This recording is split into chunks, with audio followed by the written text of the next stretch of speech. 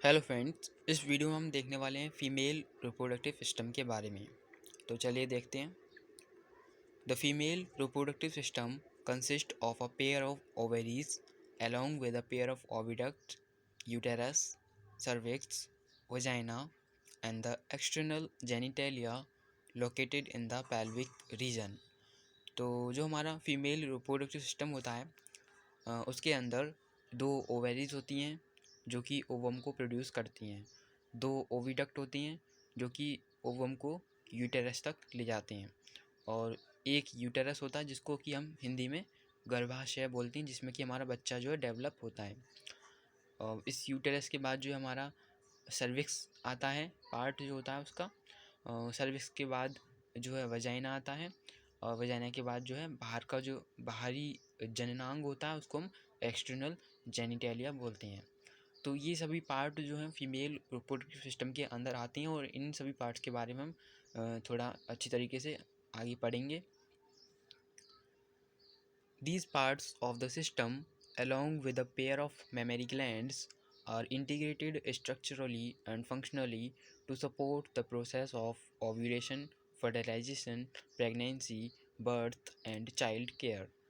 तो ये जितने भी हमने पार्ट पढ़े इसको और मेमरी ग्लैंड को लगा के, यानी कि फीमेल रिप्रोडक्टिव सिस्टम के पार्ट्स और मेमरी ग्लैंड्स जो होते हैं वो एक साथ जो है स्ट्रक्चरली और फंक्शनली काम करते हैं, एक साथ इंटीग्रेटेड होते हैं, और ये डिफरेंट टाइप की प्रोसेस को जो सपोर्ट करती हैं, उनमें जो है हेल्प करते हैं। तो किन टाइप की प्रोसेस को ये हेल्प करती हैं? जैसे कि ओव्यूलेशन में, यानी कि ओवम को जो रिलीज होता है उसमें हेल्प करते हैं। फर्टिलाइजेशन में, यानी कि ओवम और स्पर्म का जो फ्यूजन होता है उसमें हेल्प करते हैं। प्रेगनेंसी में करते हैं हेल्प, और चाइल्ड बर्थ में करते हैं, और चाइल्ड केयर में करते हैं। तो स्पेशली जो हमारे मेमरी ग्लैंड्स होती हैं, यानी कि जो हम हिंदी में बोलते हैं इसको स्तन, जो कि मिल्क सीक्रेट करती हैं, वो चाइल्ड केयर में हेल्प करते हैं। Ovaries are the primary female sex organs that produce the female gamete, ovum, and several steroid hormones, ovarian hormones। तो जो हमारा ओवेरी होता है, ओवेरीज जो होती हैं वो फीमेल सेक्स ऑर्गन का मेन प्राइमरी जो है वो ऑर्गन है, पार्ट है, जो कि क्या करता है, उसका काम क्या होता है, वो जो है फीमेल गैमिट को, यानी कि ओवम को प्रोड्यूस करता है, उसको जनरेट करता है। और इसके साथ साथ, यानी कि ओवम के साथ साथ वो कुछ स्टेरॉयड हार्मोन्स को भी सीक्रेट करते हैं, जिनको कि हम ओवेरियन हार्मोन्स भी बोलते हैं, क्योंकि वो ओवेरी से सीक्रेट होते हैं। The ovaries are located one on each side of the lower abdomen. तो जो हमारी ओवेरीज होती हैं वो हमारे एब्डोमेन का जो निचला हिस्सा होता है उसके दोनों तरफ होती हैं, मतलब कि एक लेफ़्ट में एक राइट में, लोअर एब्डोमेन के पास, मतलब लोअर एब्डोमेन में। Each ovary is about 2 to 4 centimetre in length and is connected to the pelvic wall and uterus by ligament. तो जो हमारी ओवेरी का साइज़ होता है, मतलब उसकी जो लेंथ होती है, लंबाई होती है, वो 2 से 4 सेंटीमीटर तक होती है, और ये जो ओवेरी होती है वो लिगामेंट की हेल्प से और पेल्विक वॉल और यूटेरस से कनेक्टेड होती है, उससे जुड़ी हुई होती है लिगामेंट की हेल्प से। और ये जो लिगामेंट होता है वो एक मसल का टाइप है। Each ovary is covered by a thin epithelium which encloses the ovarian stroma. तो ये जो ओवेरी होती है इसके और पास जो है, मतलब एक पतली सी एपिथेलियम, एक लेयर जो है इसको कवर किए हुए होती है ओवेरी को, और इसके अंदर जो है ओवेरियन स्ट्रोमा होता है इस एपिथेलियम के अंदर। मतलब कि ओवेरियन स्ट्रोमा और उस एपिथेलियम लेयर को साथ में हम क्या बोलते हैं, ओवेरी बोलते हैं एक तरीके से। The stroma is divided into 2 zones, a peripheral cortex and an inner medulla. और ये इस स्ट्रोमा के जो है 2 जोन्स होती हैं, एक पेरिफेरल कॉर्टेक्स और एक इनर मेडुला।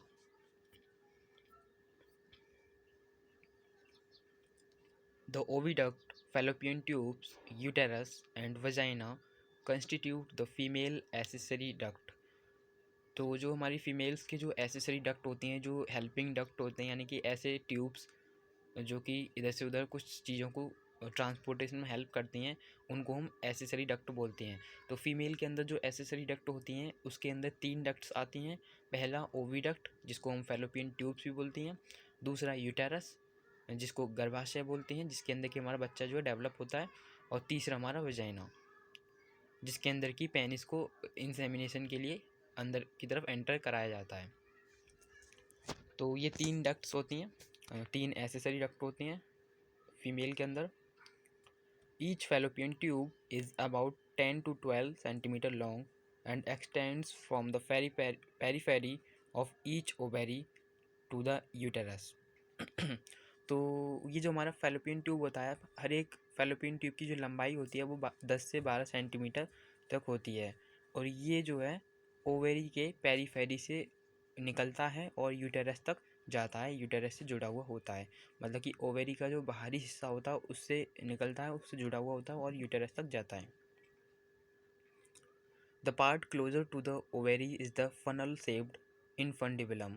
तो इस फैलोपियन ट्यूब का वो हिस्सा जो कि ओवेरी के बिल्कुल पास होता है उसको हम इनफंडिबुलम बोलते हैं। और ये जो है फनल शेप का होता है, यानी कि आपने देखा होगा केमिस्ट्री लैब में फ़नल, जिसमें कि मतलब कुछ वाटर वगैरह अंदर की तरफ मतलब डालती हैं, तो उस शेप का ये इनफंडिबुलम होता है। The edges of the infundibulum possesses finger-like projections called fimbriae, which help in collection of the ovum after ovulation. तो इस इनफंडिबुलम की जो एजेस होती हैं, उसकी जो किनारे होती हैं, उनके पास जो है कुछ उंगलियों की तरह कुछ स्ट्रक्चर होती हैं जिनको कि हम फिम्ब्री बोलते हैं, जो कि क्या करती हैं, जो कि ओव्यूलेशन के बाद ओवम को कलेक्ट करने में हेल्प करती हैं। यानी कि जब ओवेरी के द्वारा जब ओवम रिलीज़ कर दिया जाता है तो उस ओवम को ये फिम्ब्री जो है वो कलेक्ट करती हैं और ओविडक्ट में भेजती हैं। तो इसको देख लेते हैं हम डायग्राम के अंदर। तो आप देख सकते हैं, ये यहाँ पर आप देख सकते हैं, ये जो फिंगर लाइक स्ट्रक्चर आपको दिख रही है इनको हम फिम्ब्री जो है बोलते हैं। और इसका जो ओवेरी, ये ओवेरी हमारे इस ओवेरी के पास का ये हिस्सा, इसको हम क्या बोलते हैं, इनफंडिबुलम बोलते हैं। चलिए आगे बढ़ते हैं। The infundibulum leads to a wider part of the oviduct called ampulla. तो इस इनफंडिबुलम जो होता है हमारा, ये आगे की तरफ बढ़ता है। ओविडक्ट का एक थोड़ा चौड़ा पार्ट होता है जिसको कि हम एम्पुला बोलते हैं। मतलब कि इनफेंडुलम के बाद वाला जो पार्ट होता है उसको हम सिंपली एम्पुला बोलते हैं। आप डायग्राम के अंदर देख लीजिएगा। The last part of the oviduct isthmus has a narrow lumen and it joins the uterus. और इस ओविडक्ट का जो सबसे लास्ट वाला पार्ट होता है उसको हम isthmus बोलते हैं, जो कि मतलब कि जो कि एक पतली सी मतलब ल्यूमेन होती है, पतला सा ट्यूब होता है जो कि यूटेरस से जुड़ा हुआ होता है। The uterus is a single and it is also called womb. तो यूटेरस जो होता है जिसको कि गर्भाशय बोलते हैं, और वो एक होता है, मतलब एक फीमेल के अंदर एक होता है, और इसको हम वॉम्ब भी बोलते हैं, यानी कि गर्भ भी बोलते हैं। The shape of the uterus is like an inverted peer.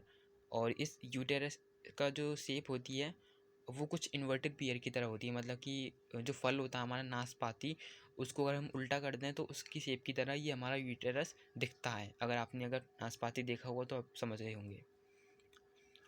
It is supported by ligaments attached to the pelvic wall. और ये जो यूटेरस होता है वो लिगामेंट की हेल्प से पेल्विक वॉल से जो जुड़ा हुआ होता है उससे अटैच्ड होता है। The uterus opens into vagina through a narrow cervix. और ये जो हमारा यूटेरस होता है वो वजाइना से कनेक्टेड होता है। मतलब कि वजाइना में ये खुलता है बाहर से, मतलब अंदर की तरफ हम बाहर जाएंगे तब, तो ये वजाइना में खुलता है। किसकी हेल्प से, मतलब किसके द्वारा खुलता है, ये नैरो एक पतली सी मतलब पार्ट होता है उसका, फीमेल ऑर्गन का, जिसको हम सर्विक्स बोलते हैं, पतला होता है। ठीक है, तो सर्विक्स की हेल्प से ये जो यूटेरस होता है वो वजाइना में ओपन अप होता है, उसमें खुलता है या उससे जुड़ा हुआ होता है। The cavity of the cervix is called cervical canal. तो ये जो सर्विक्स होता है, यूटेरस और वजाइना के बीच वाला हिस्सा, इसके अंदर जो एक ट्यूब होती है, कहीं एक ल्यूमेन होती है, एक कैनाल होती है जिसको हम सर्विकल कैनाल बोलते हैं। विच along with vagina forms the birth canal। Cervical canal और वजाइना को दोनों को लगा के हम सिंपली बर्थ कैनाल बोलते हैं इन दोनों को। The wall of the uterus has 3 layers of tissue. तो ये जो यूटेरस होती है इसकी जो वॉल होती है वो 3 लेयर्स की बनी होती है, टिश्यूज़ की 3 लेयर्स उसके और पास होती हैं। The external thin membranes perimetrium, जो सबसे पहली लेयर होती है बाहर वाली जो कि बहुत पतली होती है, उसको हम पेरीमेट्रियम बोलते हैं। Middle thick layer of smooth muscle myometrium, और जो बीच वाली होती है जो थोड़ी मोटी होती है जो कि स्मूथ मसल्स की बनी हुई होती है, उसको हम मायोमेट्रियम बोलते हैं। और जो सबसे अंदर वाली इनर ग्लैंडुलर लेयर होती है उसको हम एंडोमेट्रियम बोलते हैं, जो कि क्या करती है, that lines the uterine cavity, जो कि यूटेराइन कैविटी को कवर करती है, लाइन करती है। तो इन लेयर्स को हम एक बार डायग्राम के अंदर देख लेते हैं।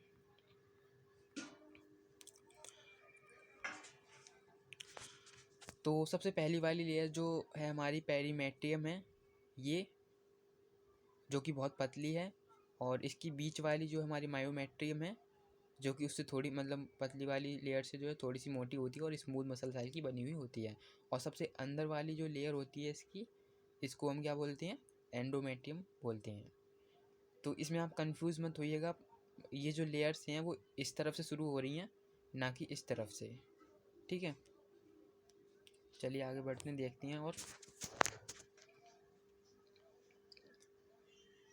the endometrium undergoes cyclical changes during menstrual cycle, while the myometrium exhibit strong contraction during delivery of the baby.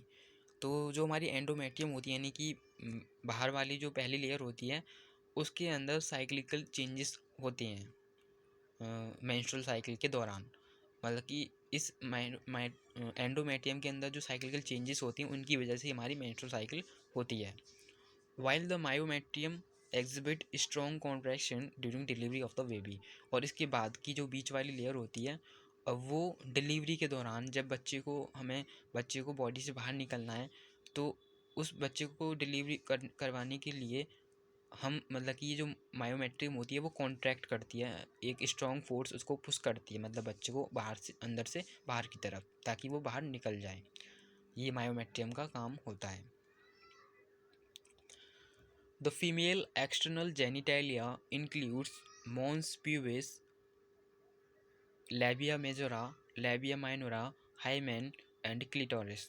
तो अभी तक हम क्या पढ़ चुके हैं, फीमेल ऑर्गन के इंटरनल पार्ट के बारे में। अब हम पढ़ने वाले हैं फीमेल सेक्स ऑर्गन के बाहरी अंग के बारे में, जिसको कि हम क्या बोलते हैं, बाहरी जननांग। जेनिटालिया को क्या बोलते हैं, जननांग, जो कि जनन करने के लिए यूज़ किया जाता है, रिप्रोड्यूस करने के लिए यूज़ किया जाता है। तो इस बाहरी जननांग के कौन कौन से पार्ट्स होती हैं, पहला है मॉन्स प्यूबिस, फिर उसके बाद आता है लैबिया मेजोरा, फिर उसके बाद आता है लैबिया माइनोरा, और उसके और 2 पार्ट होते हैं, एक होता है हाइमेन और एक क्लिटोरिस। तो इनको हम पढ़ते हैं ज़रा ढंग से। Mons pubis is a cushion of fatty tissue covered by skin and pubic hair। तो जो हमारा बाहरी जननांग होता है, अगर हम उसके जो बाहर वाली लेयर होती है, जो स्किन होती है, उसको हम मॉन्स प्यूबिस बोलते हैं, जो कि फैटी टिश्यूज़ की एक तरीके से तकिया सी जैसी होती है, बिल्कुल सॉफ्ट सॉफ्ट, उसकी मतलब मुलायम मुलायम तकिए की तरह वो स्किन मॉन्स प्यूबिस होती है, जो कि किससे कवर होती है, स्किन से कवर होती है, और उस पर वहाँ पर जो है प्यूबिक हेयर होते हैं। The labia majora are fleshy folds of tissue which extend down from the mons pubis and surround the vaginal opening। तो इस मॉन्स प्यूबिस के बाद जब हम इस मॉन्स प्यूबिस जो बाहर की लेयर है उस एक्सटर्नल जेनिटेलिया की, जब इस के बाद जो दूसरी इसके अंदर अगर हम देखेंगे, अंदर जाएंगे, तो हमको उसके बाद दूसरी लेयर मिलेगी जो किसकी होती है, जिसको हम बोलते हैं लैबिया मेजोरा, जो कि कैसी होती है, उसमें भी मतलब फ्लैशी फोल्ड्स होती हैं, घुमावदार, मतलब कि एक दूसरे के ऊपर चढ़े हुए कुछ टिश्यूज़ होती हैं, जो कि किससे कनेक्टेड रहती है, मॉन्स प्यूबिस से कनेक्टेड रहती है, यानी कि जो बाहर वाली लेयर से उससे कनेक्टेड रहती है। तो मुझे बताया आपको एक बार में ये नहीं समझ में आ रहा होगा और नहीं आएगा, बहुत टाइम मतलब 2-3 बार या 5 बार आप इसको पढ़िएगा तो समझ में आ जाएगा। आगे बढ़ते हैं। Which extend down from the mons pubis and surround the vaginal opening. तो ये जो वजाइनल ओपनिंग होती है मॉन्स सॉरी लैबिया मेजोरा उसको कवर किए होती है, उस लेयर को हम लैबिया मेजोरा बोलते हैं, जो कि वजाइनल ओपनिंग को उसकी और पास की स्किन को कवर किए हुए होती है। The labia minora are paired folds of tissue under the labia majora. अब इस लैबिया मेजोरा के बाद और अंदर जाएंगे उसके अंदर, तो जो तीसरी लेयर होगी उसको हम लैबिया माइनोरा बोलते हैं। ये भी इसके अंदर भी फोल्ड्स होती हैं, टिश्यूज़ की फोल्ड्स होती हैं। The opening of vagina is often covered partially by a membrane called hymen. तो जो हमारी वजाइना की ओपनिंग होती है वो एक पार्शियली मतलब कि थोड़ी सी जो है वो कवर्ड होती है एक मेम्ब्रेन से, जिसको कि हम हाइमेन बोलते हैं। थोड़ी सी कवर होती है, पूरी तरीके से नहीं होती। The clitoris is a tiny finger like structure which lies at the upper junction of two labia minora above the urethral opening.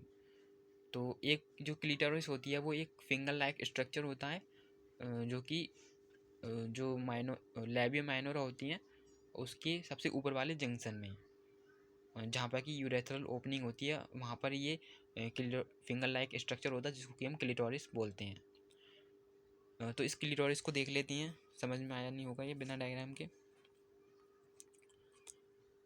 मतलब कि अगर अगर हम इस डायग्राम में इसमें नहीं देखते हैं, इसमें देखते हैं, तो अगर हम इस डायग्राम के अंदर देखते हैं तो सबसे पहली वाली जो लेयर होती है, मतलब कि पहली तो हमारी मॉन्स प्यूबिस होती है जो कि इसमें दिखाई नहीं गई है। जो बाहर की स्किन होती है उसको मॉन्स प्यूबिस बोलते हैं। इसके दूसरी जो लेयर होती है वो लैबिया मेजोरा होती है। तीसरी लेयर लैबिया माइनोरा होती है, इससे भी अंदर वाली। और यहाँ पर आप देख सकते हैं इस लैबिया माइनोरा के ऊपर वाले जंक्शन में एक फिंगर लाइक स्ट्रक्चर है जिसको हम क्या बोलते हैं, क्लिटोरिस बोलते हैं, जो कि कहाँ पर होता है, यूरेथ्रल ओपनिंग के पास, उसके पास होता है। आगे बढ़ते हैं।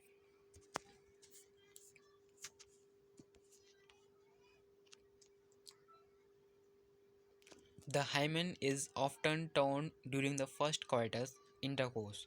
तो ये जो हमारी हाइमेन होती है वो मेम्ब्रेन जो कि वेजाइनल ओपनिंग को कवर किए होती है पार्शियली, वो जो है मतलब कि पहली बार जब हम फिजिकल होते हैं, पहली बार जब हम इंटरकोर्स करते हैं, पहली बार सेक्स करते हैं, तो उस दौरान ये जो हाइमेन होती है वो टूट जाती है।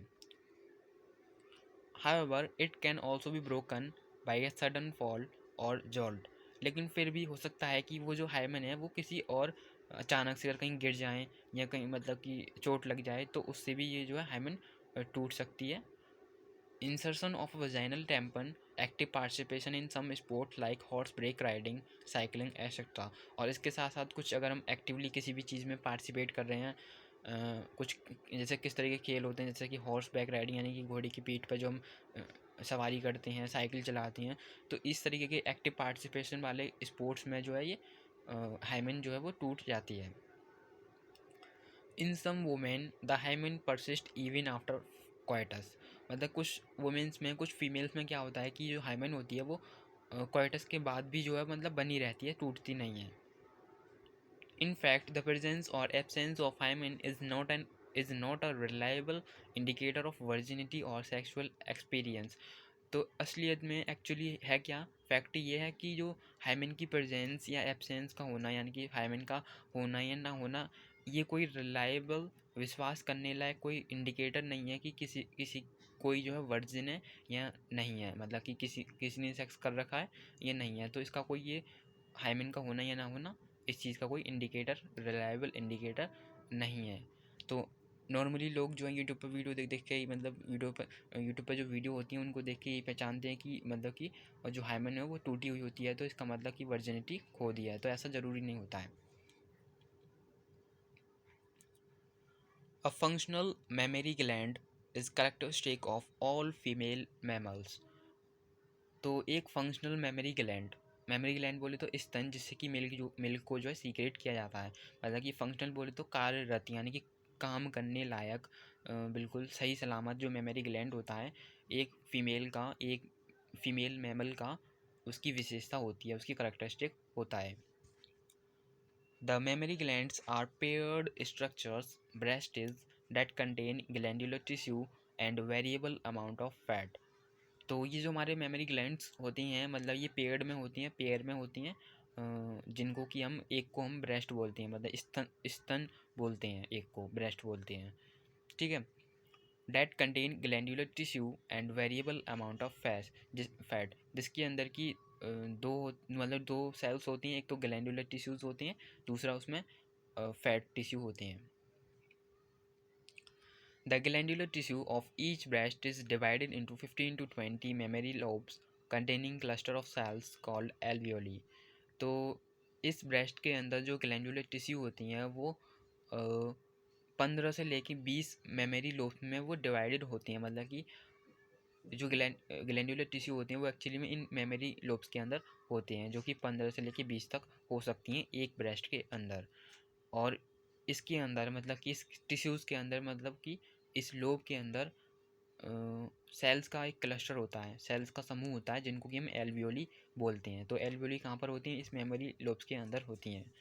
तो आपको जो है ये 3-4 बार रिपीट करना पड़ेगा, तभी समझ में आएगा। The cells of alveoli secrete milk which is stored in the cavities lumens of alveoli. तो ये जो क्लस्टर ऑफ सेल होती हैं, जिनकी हम एल्वियोली बोलते हैं, ये सेल्स मतलब इस एल्वियोली के जो सेल्स होती हैं वो मिल्क को सीक्रेट करते हैं, जो कि इसी एल्वियोली के अंदर का जो स्पेस होता है, जो कैविटी होती है, वहाँ पर ये मिल्क स्टोर रहता है। The alveoli opens into mammary tubules, और ये जो एल्वियोली होती हैं ये मेमोरी ट्यूब्यूल्स से जुड़ी हुई होती हैं, मेमोरी ट्यूब्यूल्स में ये खुली हुई होती हैं। The tubules of each lobe join to form a mammary duct, और ये जो ट्यूब्यूल्स होते हैं, बहुत सारे ट्यूब्यूल्स होते हैं, वो सभी मेमोरी डक्ट में जुड़े हुए होते हैं। और several mammary duct join to form a wider mammary ampulla, और ये बहुत सारे जो मेमोरी डक्ट होते हैं ये फर्दर एक चौड़े मेमोरी एम्प्यूला में जुड़े हुए होते हैं, उससे कनेक्टेड रहते हैं। और ये बहुत सारे जो मेमोरी एम्प्यूला होते हैं ये फर्दर सभी एक जगह कनेक्टेड हो जाती हैं, जिसको कि हम लैक्टिफेरस डक्ट बोलते हैं, जहाँ से कि मिल्क को सक्ड आउट कर लिया जाता है, वहाँ से कि बच्चे के द्वारा उस मिल्क को चूस लिया जाता है, ठीक है। तो ये आपको एक बार में नहीं समझ में आएगा, बिल्कुल कतई नहीं आने वाला है। तो आप डायग्राम के थ्रू इसको समझिएगा, और कई बार इसको समझने की मतलब कई बार पढ़िएगा, तो आपको ये सब समझ में आ जाएगा। तो एक बार हम इसको डायग्राम के अंदर देख लेते हैं कौन कौन सी ट्यूब्यूल्स किससे कहाँ कैसे कनेक्टेड हैं। तो ये हमारा ब्रेस्ट है, ये स्तन है, इसके अंदर दो तरीके के टिश्यूज़ होते हैं। एक तो होता है ये ऊपर आप जो देख रहे हैं पिंक कलर के, ये यहाँ पर ये फैट टिश्यूज़ हैं, ये सब ये क्या है? फैट टिश्यूज़ हैं। और ये जो है ये सब हमारे क्या है? ये ग्लैंडुलर टिश्यूज़ हैं, जो कि मिल्क को सीक्रेट करते हैं, इनके अंदर होती हैं, मतलब ग्लैंडुलर टिश्यू, ठीक है। और इस मतलब कि ये ग्रुप में होते हैं, ये क्लस्टर ऑफ सेल्स में होते हैं, जिनको कि एल्वियोली बोलते हैं। तो ये आप छोटे छोटे आप देख रहे हैं, ये क्या है? ये एल्वियोली है। इन एल्वियोली आप यहाँ पर देख सकते हैं लिखा हुआ मेमोरी एल्वियलस। और ये जो एल्वियोली होती हैं ये कनेक्टेड होती हैं मेमोरी ट्यूब्यूल से। यहाँ पर भी दिखाया नहीं है, मेमोरी ट्यूब्यूल से कनेक्टेड होती हैं। फिर मेमोरी ट्यूब्यूल जो है वो मेमोरी डक्ट से कनेक्टेड होता है, मेमोरी डक्ट फिर एम्प्यूला से कनेक्टेड होता है, फिर एम्प्यूला जो है वो लैक्टिफेरस डक्ट से कनेक्टेड होता है। तो ये है इसका स्ट्रक्चर मेमोरी ग्लैंड का। आई होप आपको कुछ भी थोड़ा बहुत समझ में आया होगा, और आप इसको 2-3 बार पढ़िएगा, यही कहूँगा मैं, क्योंकि मुझे खुद ये 5 बार में समझ में आया था। And thank you for watching my video.